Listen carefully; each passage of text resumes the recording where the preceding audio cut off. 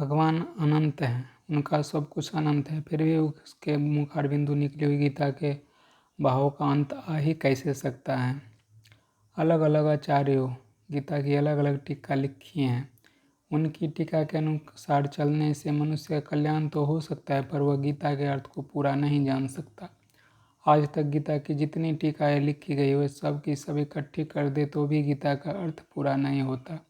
जैसे किसी कुएं सैकड़ों वर्षों तक असंख्य आदमी जल पीते रहे तो भी इसका जल वैसा का वैसा ही रहता है। ऐसे ही असंख्य टीकाएँ लिखने पर भी गीता वैसे की वैसे ही रहती है, उसके भाव का अनंत नहीं आता। कुएं की जल की तो सीमा है, पर गीता के भाव की सीमा नहीं है। अतः गीता विश्व में कोई कुछ भी कहता हो, वास्तव में अपनी बुद्धि का ही परिचय देता है। सब जानत प्रभु प्रभुता सोई, तदपि कहे बिना रहा न कोई। भगवान की वाणी बड़े बड़े ऋषि मुनियों वाणियों से भी ठोस और श्रेष्ठ हैं, क्योंकि भगवान ऋषि मुनियों के भी आदि हैं। अतः जितने ही बड़े बड़े ऋषि मुनि संत महात्मा क्यों न हो और उनकी वाणी कितनी ही श्रेष्ठ क्यों न हो, पर वह भगवान की दिव्य वाणी गीता की बराबरी नहीं कर सकती।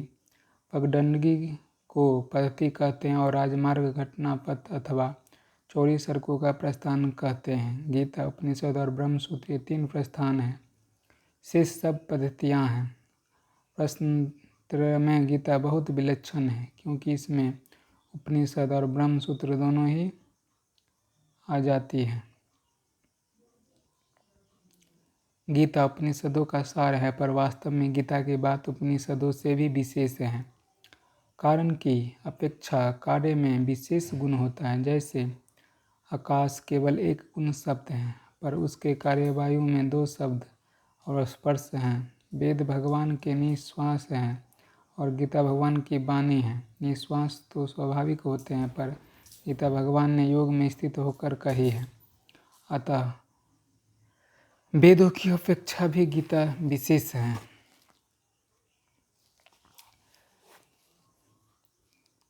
सभी दर्शन गीता के अंतर्गत हैं, पर गीता किसी दर्शन के अंतर्गत नहीं है। दर्शन शास्त्र में जगत क्या है, जीव क्या है और ब्रह्म क्या है, यह पढ़ाई होती है, परंतु गीता पढ़ाई कराती प्रत्युत अनुभव कराती है।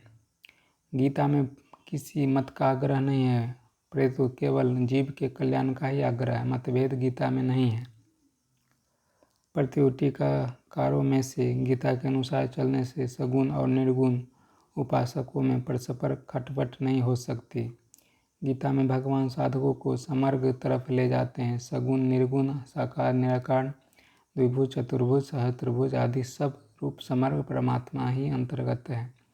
समग्र रूप में कोई भी रूप बाकी नहीं रहता। किसी की भी उपासना करे, संपूर्ण उपासनाएं समग्र रूप के अंतर्गत आ जाती हैं। समग्र रूप में कोई भी रूप बाकी नहीं रहता। संपूर्ण दर्शन समग्र रूप के अंतर्गत आ जाते हैं, अतः सब कुछ परमात्मा के ही अंतर्गत है। परमात्मा के सिवा किंचित मात्र भी कुछ नहीं है। इसी भाव में संपूर्ण गीता है। गीता का तात्पर्य है वासुदेव सर्वम में है। एक परमात्मा के सिवाय दूसरी सत्ता की मान्यता रहने से प्रवृत्ति का नाश होता है। भगवान बोले वह सब का सब उसी रूप में दोहरा देना मेरे बस की बात नहीं। उस समय मैंने योग युक्त होकर परमात्मा का वर्णन किया था।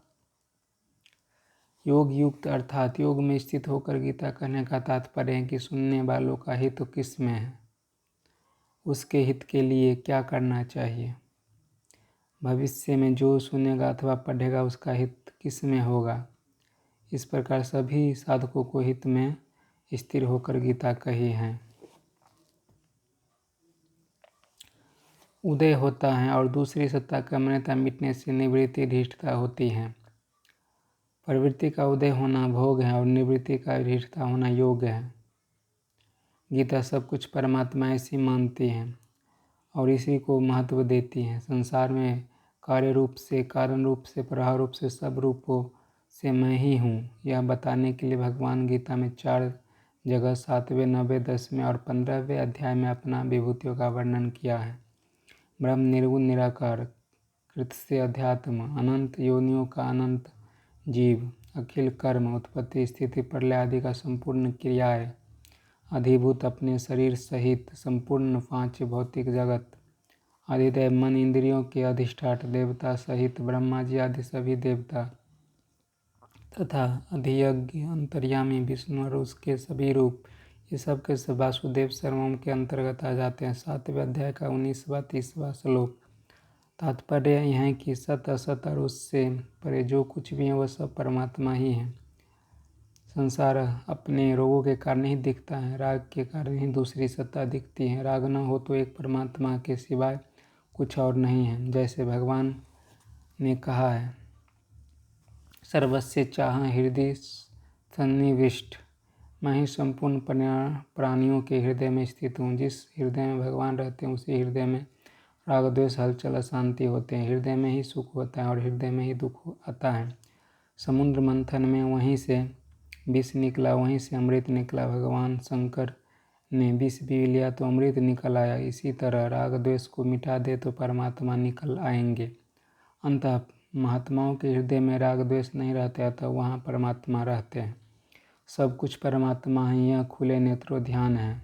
इसमें ना आँख बंद करने ध्यान की जरूरत है, ना ही कान बंद करने नासानुसंधान की जरूरत है, ना नाक बंद करने परिणाम की जरूरत है।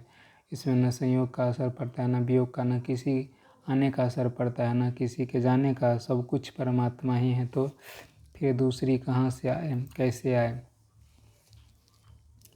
गीता समर को मानती है, इसीलिए गीता आरंभ और अनंत शरणागति में हुआ है। शरणागति से समर की प्राप्ति होती है। परमात्मा के समर रूप में सब कुछ होते हुए भी सगुण की मुख्यता, कारण कि सगुण के अंतर्गत तो निर्गुण भी आ जाती हैं, पर निर्गुण में गुणों का निषेध होने से सगुण नहीं आता।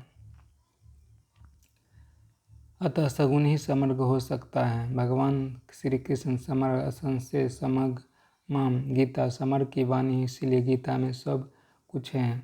जो जिस दृष्टि से गीता को देखता है, गीता उसको वैसे ही दिखने लगती है। ये यथा माँ प्रदयन्ते तास्तेव भजाम्यहम्। कर्मयोग, ज्ञान योग और भक्ति योग, ये तीन ही योग हैं। शरीर अपरा को लेकर कर्मयोग है, शरीरी परा को लेकर ज्ञान योग है, और शरीरी दोनों के मालिक भगवान को लेकर भक्ति योग है। भगवान ने गीता के आरंभ में पहले ही शरीर को लेकर और फिर शरीर को लेकर क्रमश ज्ञान योग कर्मयोग का वर्णन किया है, फिर ध्यान योग का वर्णन किया, क्योंकि वह कल्याण करने का एक साधन है।